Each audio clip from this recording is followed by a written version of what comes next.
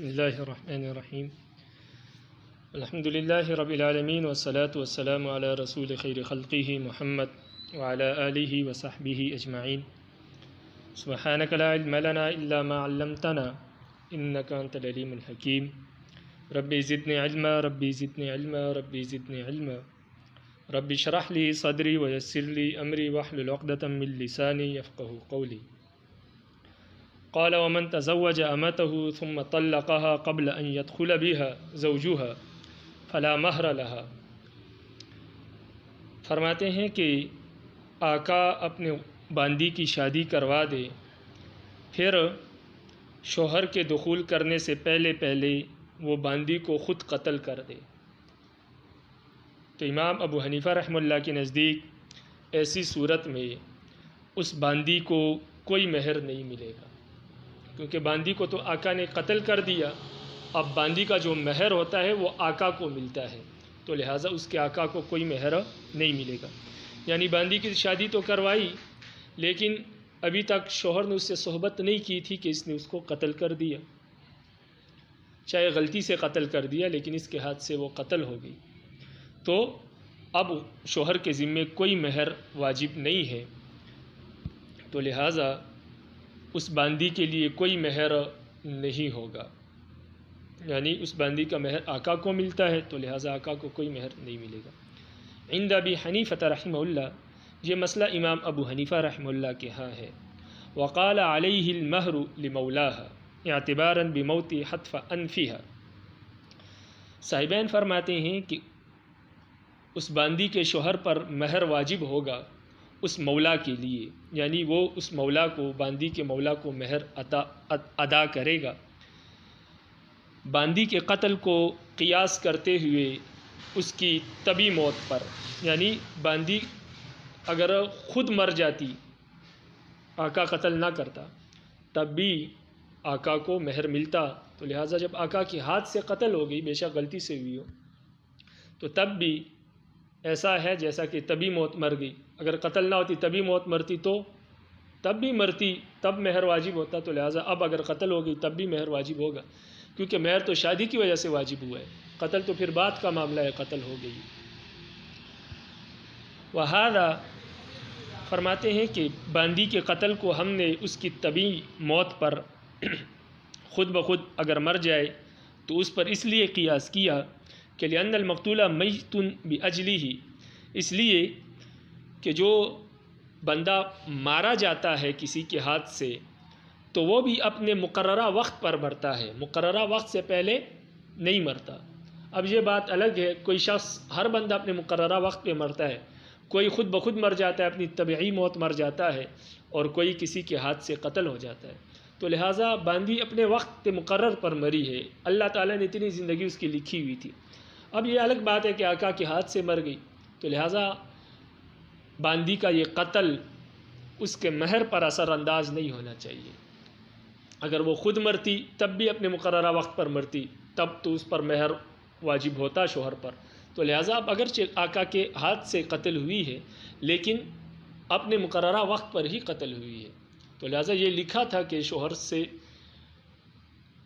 کے پاس جانے سے پہلے ہی اس کا وقت پورا ہو جائے گا، تو لہٰذا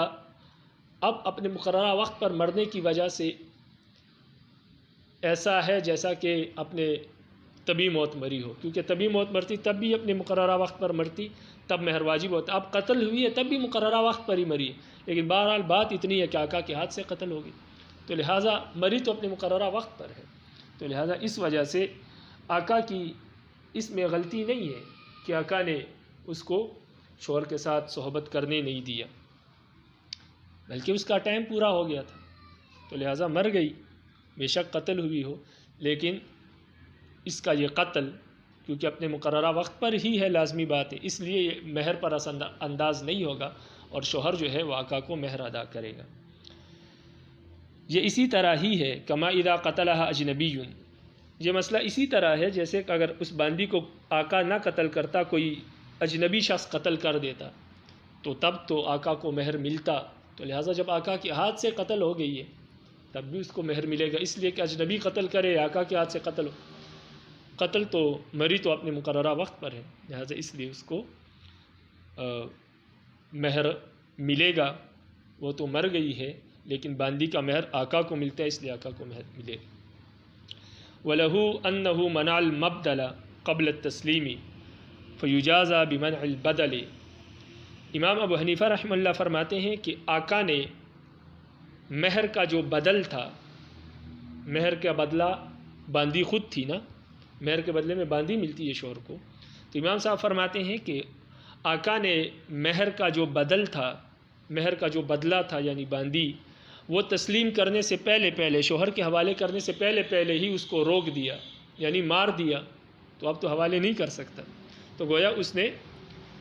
جو مہر کا بدل تھا وہ روک دیا ہے۔ جب وہ روک دیا ہے یعنی قتل کر کے روک دیا ہے نا، اب تو حوالے نہیں کر سکتا۔ تو جب مہر کا بدل یعنی باندی آقا کی طرف سے رک گئی ہے، اس نے روک دیا اس کو، فَيُجَازَى بِمَنْعِ الْبَدَلِ، تو آقا کو اس کا بدلہ دیا جائے گا اس صورت میں کہ اس باندی کا جو بدل ہے یعنی مہر وہ بھی روک دیا جائے گا۔ جب آقا نے مہر کا بدل روک دیا یعنی باندی اس کو قتل کر دیا، اب حوالے نہیں کر سکتا، تو پھر آقا کو یہ سزا دی جائے گی کہ باندی کا جو بدل یعنی مہر تھا وہ بھی روک دیا جائے گا۔ کما اذا ارتدت الحرہ، جیسے کہ کوئی آزاد عورت مرتد ہو جائے، تو اگر آزاد عورت مرتد ہو جائے تو لازمی بات ہے جو نکاح ہوا تھا وہ ختم ہو گیا۔ اگر صحبت سے پہلے پہلے آزاد عورت مرتد ہو جائے تو پھر اس کو مہر نہیں ملتا۔ آزاد عورت مرتد ہوگی، اس کو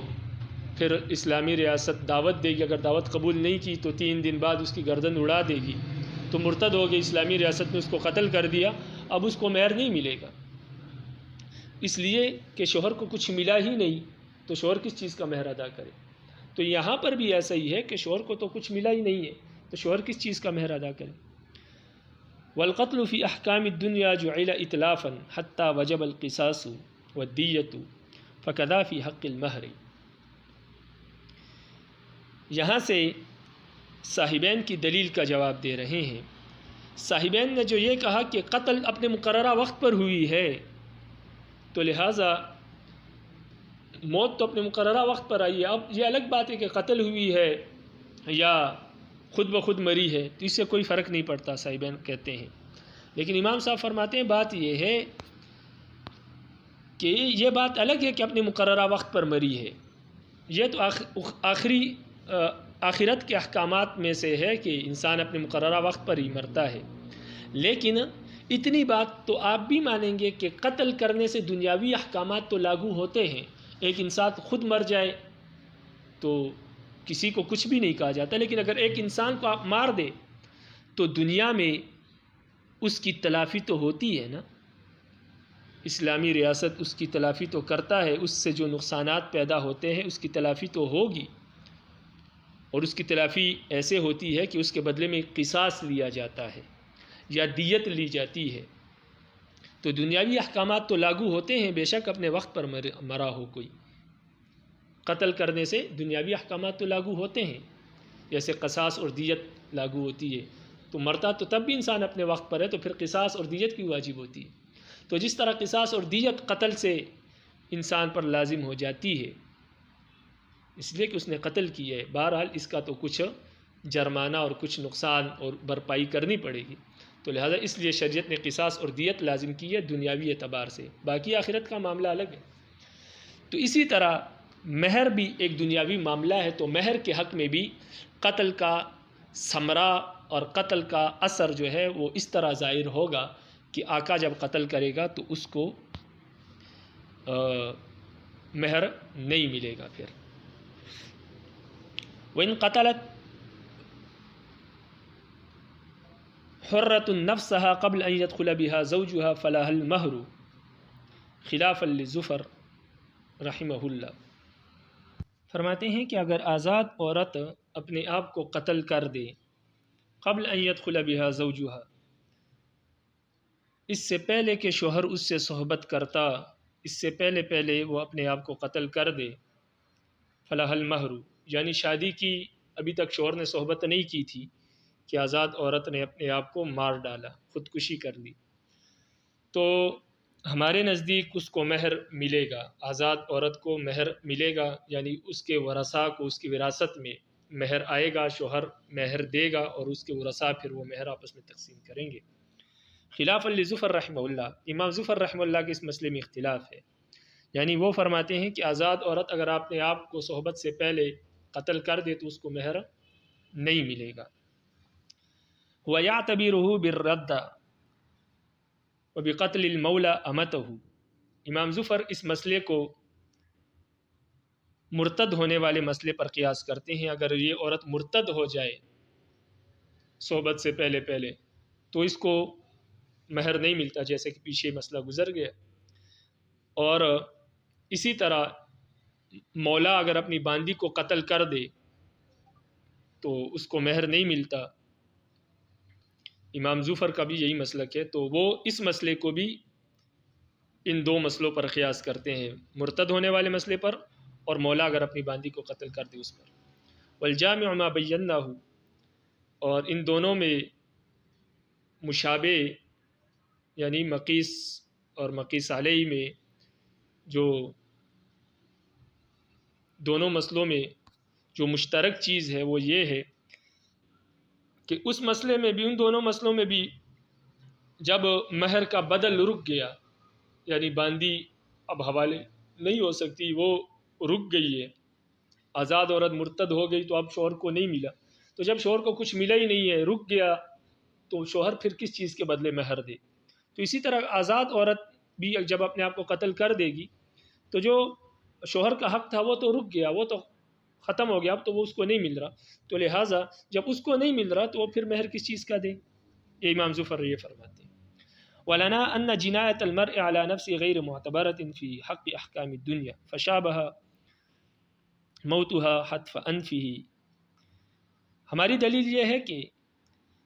جب کوئی شخص اپنے اوپر کوئی جرم کرتا ہے، خود کو نقصان پہنچاتا ہے، تو دنیاوی معاملات میں وہ معتبر نہیں ہے، یعنی دنیاوی معاملات میں اس پر کوئی اثر نہیں پڑتا۔ انسان اپنے آپ کو قتل کر دے تو عدالت کسی سے نہیں پوچھے گی، قاضی کسی سے نہیں پوچھے گا۔ دنیاوی معاملات میں اپنے آپ کو زخمی کر دینا یا اپنے آپ کو قتل کر دینے کی جو جنایت ہے یہ غیر معتبر ہے، دنیاوی معاملات میں اس سے کوئی اثر نہیں پڑتا۔ آخرت میں اس کو سزا ہوگی، وہ ایک الگ چیز ہے، لیکن دنیا میں اس کے معاملات میں کوئی اثر نہیں پڑے گا۔ تو اپنے آپ کو قتل کرنا ایسا ہو گیا جیسے کہ وہ خود بخود مرا ہے۔ جب خود بخود مرتا ہے تو کچھ بھی نہیں ہوتا، کسی کو گرفتار نہیں کیا جاتا، کسی سے پوچھ گچھ نہیں ہوتی، کوئی دیت قصاص نہیں ہوتی۔ اسی طرح جب اپنے آپ کو کوئی قتل کر دے تب بھی دنیاوی معاملات میں کوئی اثر نہیں پڑتا، تو ایسا ہے جیسے خود بخود انسان مر گیا۔ تو جب خود بخود عورت مر جائے صحبت سے پہلے تو مہر واجب ہوتا ہے، اسی طرح جب خود بخود اپنے آپ کو قتل کر دے گی تب بھی مہر واجب ہوگا، اس لیے کہ دنیاوی معاملات میں اپنے آپ کو قتل کرنے سے کوئی دنیاوی معاملات میں یہ چیز کوئی اثر انداز نہیں ہوتی۔ بخلاف قتل مولا امتہ لأنه يعتبر في احکام الدنیا حتى تجب الکفارۃ علیہ، بخلاف اس کے، یہ امام ظفر کے دلیل کا جواب ہے، بخلاف اس کے کہ مولا اپنی باندی کو قتل کر دے تو اس کا دنیاوی احکامات میں اعتبار ہوگا، اس لیے کہ آقا پر کفارہ واجب ہوگا، قتل خطا کا کفارہ اس پر لازم ہوتا ہے۔ اگر اس نے باندی کو قتل کیا ہے غلطی سے تو کفارہ دے گا۔ تو باندی کو قتل کرنے سے دنیاوی معاملات میں اثر پڑتا ہے، اس لیے وہاں پر آقا کو مہر نہیں ملتا، لیکن بندہ اپنے آپ کو خود قتل کر دے تو اس کو اس مسئلے پر قیاس نہیں کر سکتے کہ آقا نے باندی کو مارا ہے، تو اس مسئلے پر قیاس نہیں کر سکتے، اس لیے کہ جب انسان خود اپنے آپ کو قتل کرتا ہے تو دنیاوی معاملات میں اس کا کوئی اثر ظاہر نہیں ہوتا، تو لہٰذا جب اثر ظاہر نہیں ہوتا تو ایسا ہے کہ گویا خود بخود مری ہے، اس لیے ہمارے نزدیک عورت اپنے آپ کو قتل کر دے تو مہر ملے گا۔ غلام کے مسئلے پر اس کو، باندی کے مسئلے پر اس کو قیاس نہیں کر سکتے، اس لیے کہ وہ دنیاوی معاملات میں معتبر ہے، اثر پڑتا ہے اس سے، اس لیے تو آقا پر کفارہ لازم ہوتا ہے۔ وَإِذَا تَزَوَّجَ أَمَةً فَالْإِذْنُ فِي الْعَزْلِ إِلَى الْمَوْلَى، فرماتے ہیں کہ جب مولا اپنی باندی کی شادی کرا دے تو عزل کرنے میں اجازت مولا سے حاصل کی جائے گی امام ابو حنیفہ رحمہ اللہ کے نزدیک۔ عزل اسے کہتے ہیں کہ صحبت کرے لیکن جب منی نکلنے کا وقت آئے تو اپنی شرمگاہ باہر نکالے اور وہ باہر ڈسچارج ہو جائے تاکہ عورت کے رحم میں اس کی منی نہ گرے جس سے بچہ پیدا نہ ہو، اس کو عزل کہتے ہیں۔ تو یہ عورت کا حق ہوتا ہے۔ عورت اگر شوہر کو اجازت دے تو وہ عزل کر سکتا ہے، اگر بیوی اجازت نہ دے تو شوہر عزل نہیں کر سکتا۔ لیکن باندی کے معاملے میں کیونکہ باندی خود مال ہے، کسی کی ملکیت ہے، اس لیے امام ابو حنیفہ رحمہ اللہ فرماتے ہیں کہ باندی آقا کی ملکیت ہے، تو لہٰذا عزل کرنے کے معاملے میں آقا سے پوچھ ہوگی۔ اگر آقا عزل کی اجازت دے شوہر کو تو شوہر عزل کر سکتا ہے، اگر آقا اجازت نہ دے تو شوہر عزل نہیں کر سکتا۔ یہ امام ابو حنیفہ رحمہ اللہ فرماتے ہیں۔ وعن ابی یوسف و محمد رحمہ اللہ ان الاذن الیہا لأن الوتی حقها حتی ثبت لها ولایت المطالبہ۔ فرماتے ہیں کہ صاحبین فرماتے ہیں کہ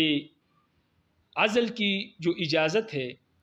یہ عورت سے لی جائے گی، آقا سے نہیں، باندی سے لی جائے گی۔ باندی اجازت دے تو عزل کر سکتا ہے، نہ دے تو نہیں کر سکتا، اس لیے کہ صحبت کرنا، وطی کرنا یہ باندی کا حق ہے، یہاں تک کہ مطالبے کی ولایت بھی اسی کو حاصل ہے۔ یعنی جب شوہر بیوی باندی سے صحبت کرنا چاہے گا جس سے اس نے شادی کی ہے تو اسی سے مطالبہ ہوگا، اسی سے مطالبہ کرے گا کہ میں آپ سے صحبت کرنا چاہتا ہوں، یا اسی کے پاس جائے گا، آقا سے پوچھنے کی ضرورت نہیں ہے۔ تو جب وطی اور صحبت باندی کا حق ہے تو عزل بھی صاحبین فرماتے ہیں اسی کا حق ہے، آقا کا اس میں کوئی عمل دخل نہیں۔ تو فرماتے ہیں کہ وطی جو ہے یہ باندی کا حق ہے، اسی لیے وطی کا مطالبہ اس سے ہوتا ہے۔ وفی العزل تنقیص و حقیہ، اور عزل میں باندی کے اس حق کی تنقیص ہوتی ہے، اس لیے کہ عزل میں صحبت میں کمی آتی ہے یا اس کی لذت میں کمی آتی ہے، اس لیے عزل کرنے سے باندی کا جو حق ہے یعنی صحبت اس میں کمی آئے گی۔ اس وجہ سے فیشترط رضاها، اس لیے باندی کی رضامندی عزل میں ضروری ہے۔ کما فی الحرہ، جیسے کہ آزاد عورت کے ساتھ جب عزل کیا جائے گا تو آزاد عورت کی رضامندی ضروری ہے، اس لیے کہ صحبت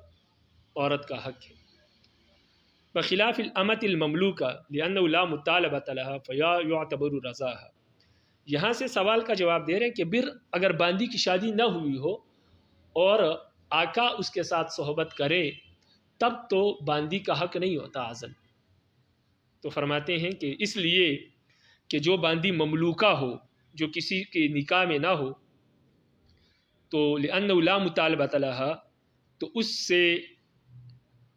عزل کی اجازت اس لیے نہیں لی جاتی، اس لیے کہ اس کو مطالبے کا حق نہیں ہوتا، اس سے صحبت کا مطالبہ بھی نہیں کیا جاتا۔ وہ آقا کی ملکیت، آقا جب چاہے صحبت کر سکتا ہے، اس لیے اس کی رضامندی عزل میں ضروری نہیں ہے۔ لیکن جب باندی کسی سے نکاح کر لے تو اس کا شوہر اس کا آقا نہیں ہے، اس لیے جب شوہر صحبت کرے گا تو وہ مطالبہ اس سے کرے گا۔ اس صورت میں جب شوہر سے صحبت کرے گی تو وہ صحبت اس کا حق ہے، تو عزل میں اس صحبت میں کمی آتی ہے، اس کی لذت میں کمی آتی ہے، اس لیے عزل میں شوہر جو ہے اسی باندی سے اجازت لے گا، آقا سے نہیں لے گا۔ لیکن آقا جب خود باندی کے ساتھ صحبت کرتا ہے، باندی شادی شدہ نہ ہو، تو ایسی صورت میں اس کو کوئی حق نہیں ہوتا، کوئی مطالبے کا حق نہیں ہوتا، اس لیے عزل کی صورت میں آقا اس سے اجازت بھی نہیں لے گا، کیونکہ یہ صحبت اس کا حق نہیں ہے۔ جب حق نہیں ہے تو عزل میں بھی اس سے پوچھا نہیں جائے گا، اس لیے کہ جب آقا عزل کرے گا تو اس کے حق میں کمی نہیں آ رہی، اس لیے کہ یہ آقا کا حق ہے، سارا مولا کا حق ہے، اس لیے وہ چاہے عزل کرے یا نہ کرے۔ وجہ ظاہر روایہ ان العزل یخل بمقصود الولد وهو حق المولا فیعتبر رضاہ وبهذا فارق الحرہ۔ فرماتے ہیں کہ ظاہر روایہ کی جو عبارت ہے، یعنی اوپر متن کا جو مسئلہ ہے کہ عزل کے معاملے میں مولا سے اجازت لی جائے گی، صاحب ہدایہ فرماتے ہیں کہ اس عبارت اور اس ظاہر روایہ کی اس عبارت کی وجہ اور دلیل یہ ہے کہ عزل سے جو بچہ پیدا ہوتا ہے، بچے کے حاصل کرنے میں خلل آتا ہے، عزل کرنے سے بچے کے پیدا ہونے میں خلل آتا ہے، اور باندی کا جو بچہ ہوتا ہے وہ آقا کا حق ہے، آقا کا حق ہے کہ باندی بچہ پیدا کرے یا نہ کرے، اس لیے آقا کی رضامندی کا اعتبار کیا جاتا ہے۔ اسی وجہ سے باندی کا مسئلہ جو ہے آزاد عورت کے مسئلے سے مختلف ہے، کیونکہ آزاد عورت کا بچہ اس کا حق ہے، لیکن باندی کا بچہ آقا کا حق ہے، اس لیے عزل میں آقا سے اجازت لی جائے گی۔ تو صاحب ہدایت صاحبین تو فرماتے ہیں کہ صحبت باندی کا حق ہے، اس لیے عزل میں اس سے اجازت لی جائے گی، لیکن امام صاحب فرماتے ہیں کہ اصل میں صحبت عزل جو ہے وہ صحبت کا حصہ تو ہے، لیکن اصل مقصد اس سے بچے کی ولادت اور عدم ولادت ہے، اور بچے کی ولادت جو ہے یہ آقا کا حق ہے، اس لیے آقا کی رضامندی ضروری ہے، باندی کی رضامندی ضروری نہیں ہے۔ آگے فرماتے ہیں وَإِن تَزَوَّجَتْ بِإِذْنِ مَوْلَاهَا ثُمَّ أُعْتِقَتْ فَلَهَا الْخِيَارُ حُرًّا كَانَ زَوْجُهَا أَوْ عَبْدًا۔ فرماتے ہیں کہ اگر باندی نے اپنے مولا کی اجازت سے شادی کی، پھر اس باندی کو آزاد کر دیا گیا، آقا نے آزاد کر دیا، تو اس باندی کو اختیار حاصل ہوگا، چاہے اس کا شوہر آزاد ہو یا غلام، شوہر آزاد ہے یا غلام ہے۔ اگر باندی تھی، اس نے شادی کی اور پھر شادی کے بعد آقا نے اس کو آزاد کیا، تو اس کو اختیار ہے، اس کو خیار عتق کہتے ہیں۔ یہ اختیار کس چیز کا ہے؟ اختیار اس چیز کا ہے کہ وہ باندی آزاد ہونے کے بعد اب اس نکاح کو برقرار رکھنا چاہتی ہے یا ختم کرنا چاہتی ہے۔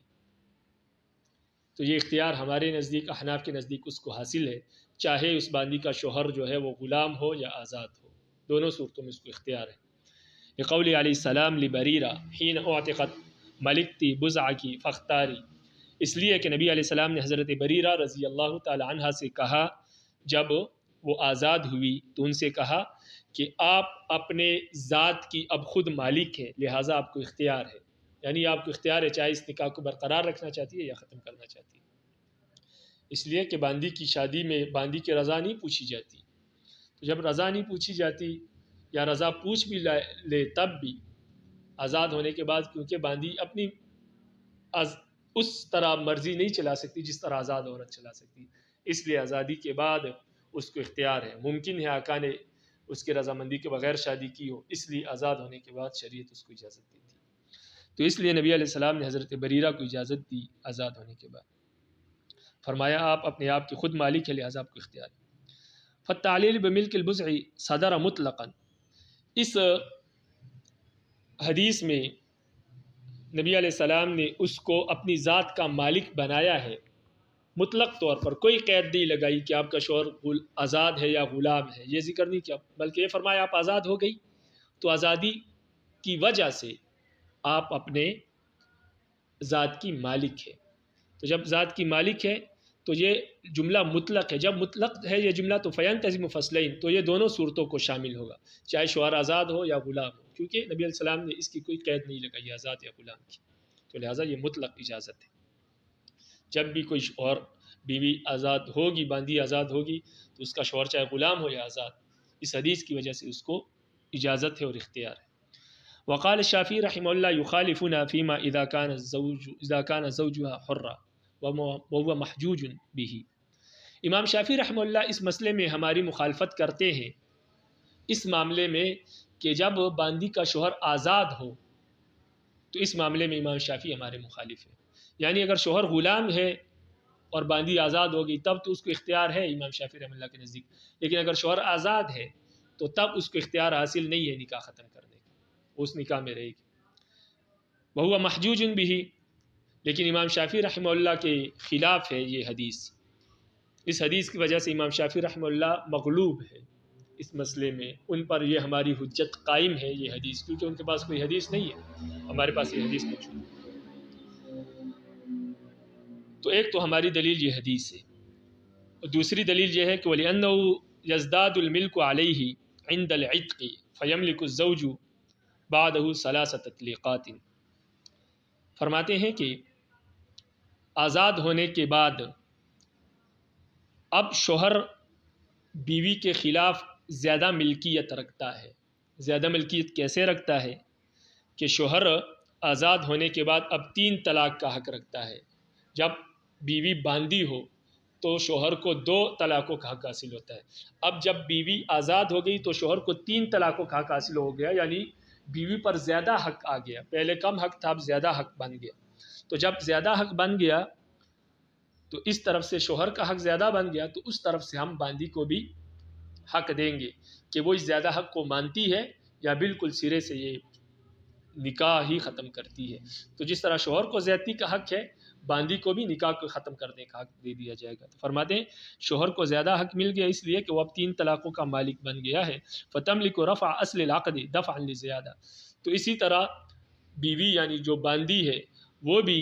اصل عقد کو ختم کرنے کی مالک بن جائے گی، یعنی اس کو اختیار حاصل ہو جائے گا. وہ اصل عقد کو، اس معاملے کو ختم کرنے کی مالک بن جائے گی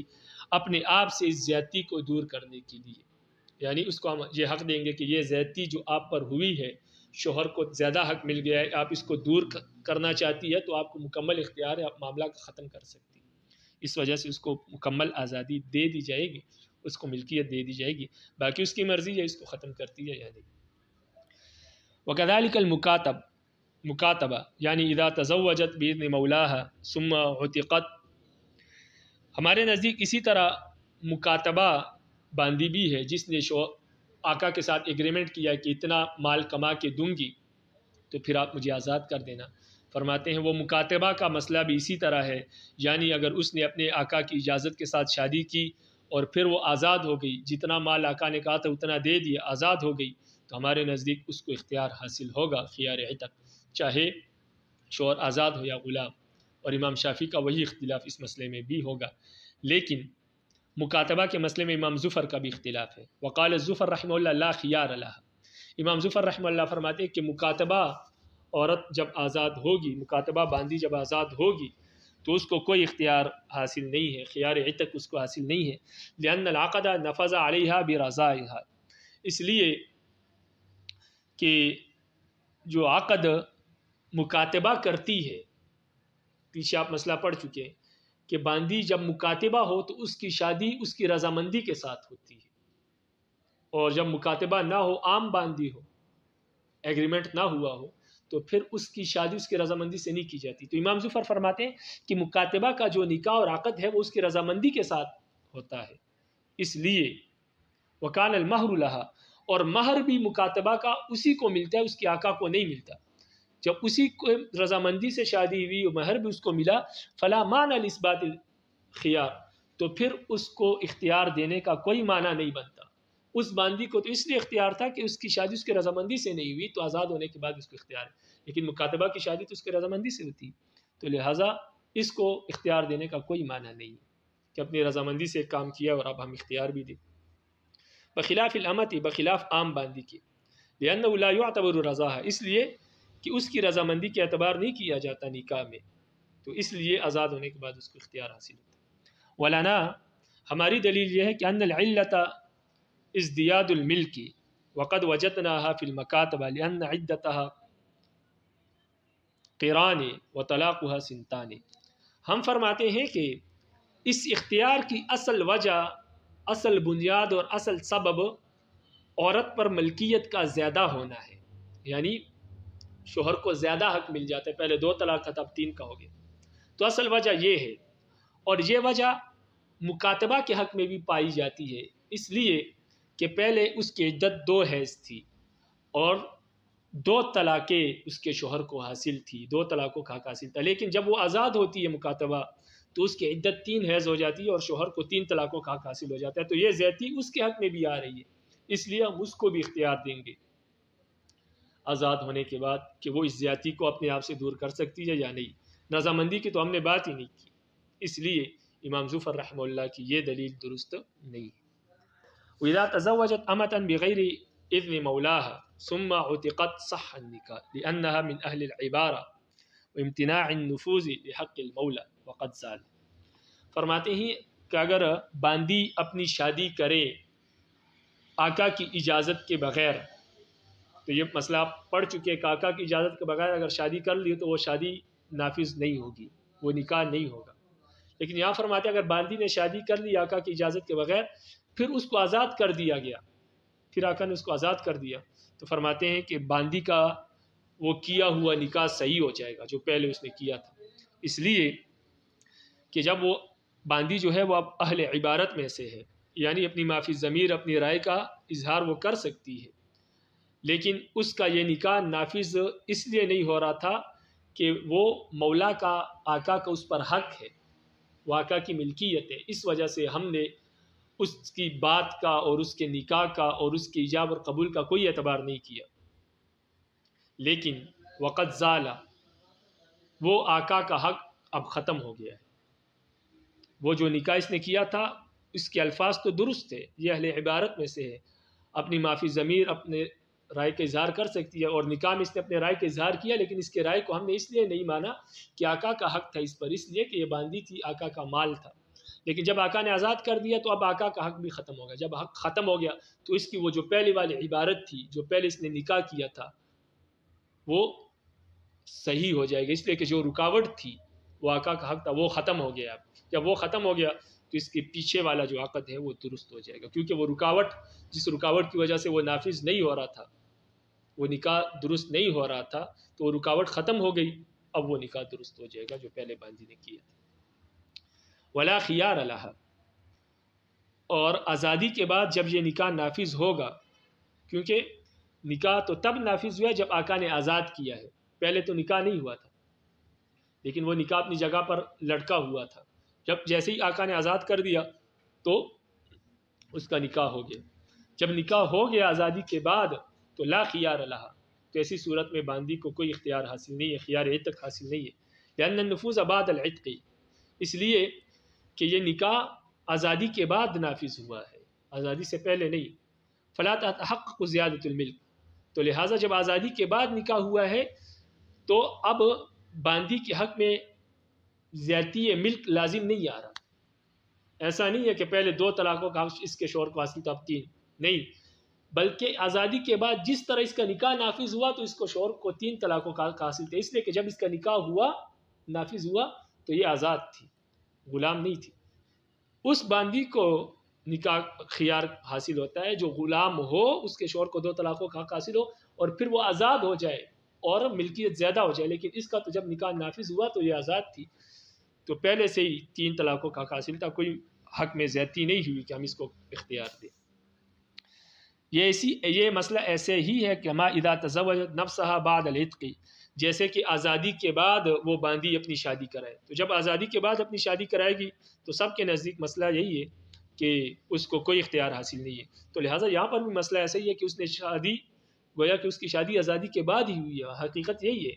کہ بے شک نکاح پہلے اس نے کیا تھا لیکن لو لٹکا ہوا تھا، نافذ نہیں ہوا تھا، آزادی کے بعد نافذ ہوا ہے، جب آزادی کے بعد نافذ ہوا ہے تو ایسا ہے جیسے کہ اس نے آزادی کے بعد شادی کی ہے،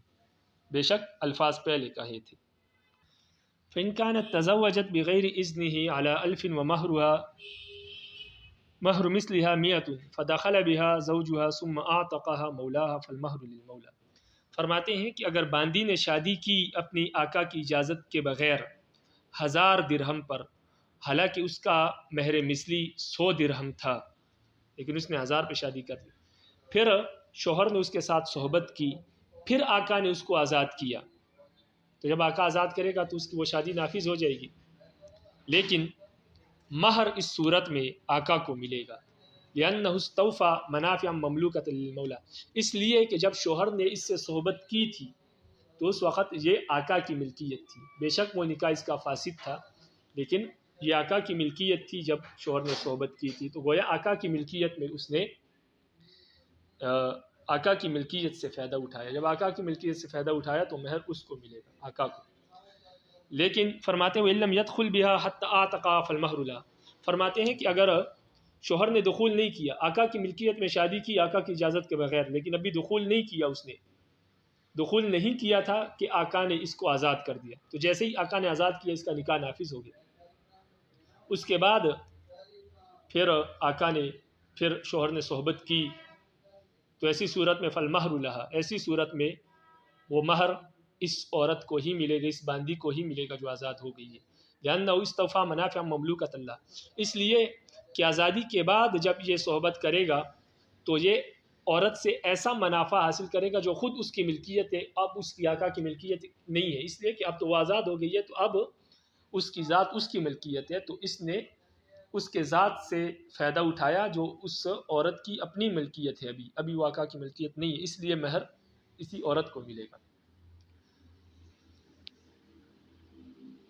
والمراد بالمہر الالف المسمى لأن نفاذ العقد بالعتق استند الى وجود العقد فصحت التسمیہ ووجب المسمى۔ فرماتے ہیں کہ 1000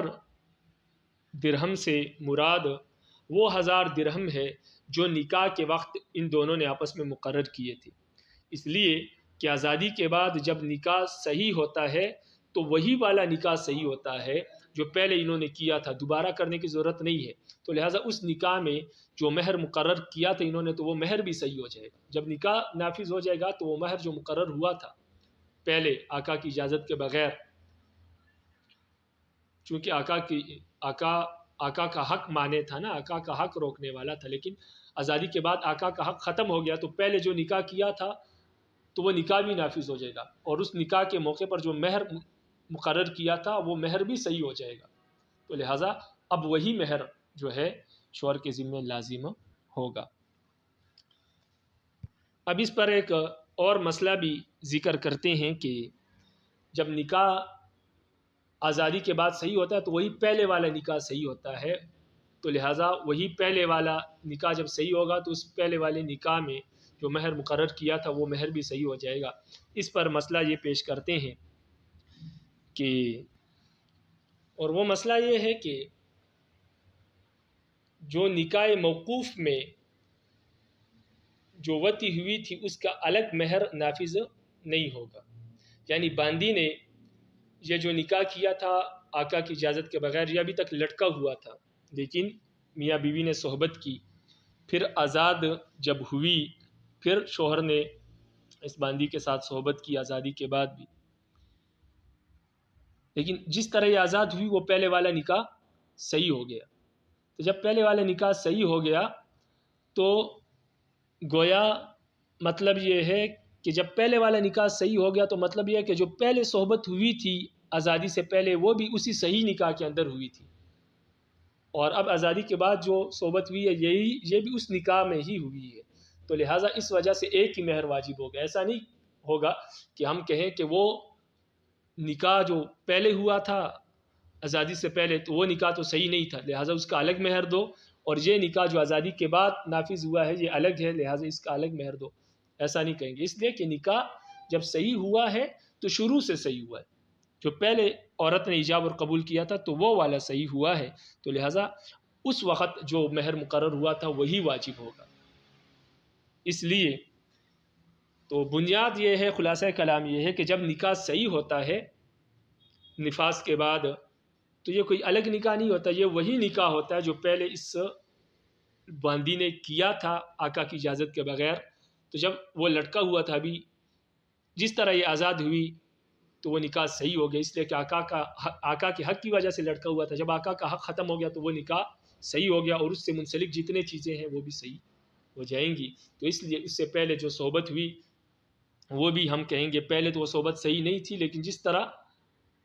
یہ آزاد ہوئی تو نکاح شروع سے صحیح ہو گیا، جب شروع سے صحیح ہوا تو اس نکاح سے متعلق جو مہر تھا وہ بھی صحیح ہوا، اور اس نکاح کے بعد جو صحبت ہوئی ہے وہ بھی صحیح ہو جائے گی، درست ہو جائے گی، اور وہ ایک ہی مہر لازم ہوگا۔ ایسا نہیں ہے کہ جو پہلے صحبت ہوئی تھی اس کے لیے الگ مہر دے اور ابھی کے لیے الگ مہر، اس لیے کہ نکاح جو ہے وہ شروع سے صحیح ہو گیا اور وہ ایک ہی نکاح ہے تو لہٰذا ایک ہی مہر ہوگا، الگ الگ نکاح تو ہے نہیں کہ الگ الگ مہر ہو۔ تو فرماتے ہیں کہ والمراد بالمہر الالف المسمى، فرماتے ہیں مہر سے مراد وہی 1000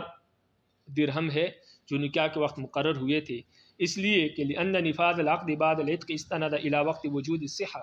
اس لیے الى وجود العقد، اس لیے کہ آزادی کے بعد جو عقد نافذ ہوتا ہے، جو نکاح نافذ ہوتا ہے وہ وہی والا ہوتا ہے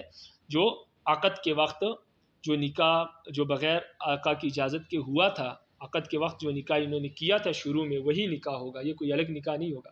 تو جب وہ نکاح صحیح ہوا ہے جو شروع والا ہے تو فصحت التسمیہ، تو اس وقت جو مہر مقرر کیا تھا وہ بھی صحیح ہو جائے گا۔ جب وہ مہر صحیح ہو گیا تو وجب المسمى، تو پھر وہی مہر واجب ہوگا جو انہوں نے مقرر کیا تھا، اور وہ تھا 1000 درہم، تو لہٰذا وہ 1000 روپے ہی اس بیوی کو، اس باندی کو دے گا شوہر۔ ولہذا، اسی وجہ سے، کس وجہ سے؟ یعنی اسی وجہ سے کہ وہ نکاح شروع سے صحیح ہوتا ہے، اسی وجہ سے لم یجب مہر آخر بالوطی فی نکاح موقوف، اس نکاح موقوف میں جب دوسری وطی کرے گا، دوسری بار صحبت کرے گا تو دوسرا مہر واجب نہیں ہوگا کہ ہم کہیں کہ نفاذ کے بعد نکاح صحیح ہوا ہے تو لہٰذا اس سے پہلے جو نکاح تھا وہ صحیح نہیں تھا تو اس کا الگ مہر دے، اس کا الگ مہر دے، ایسا نہیں ہے۔ بلکہ اس نکاح موقوف میں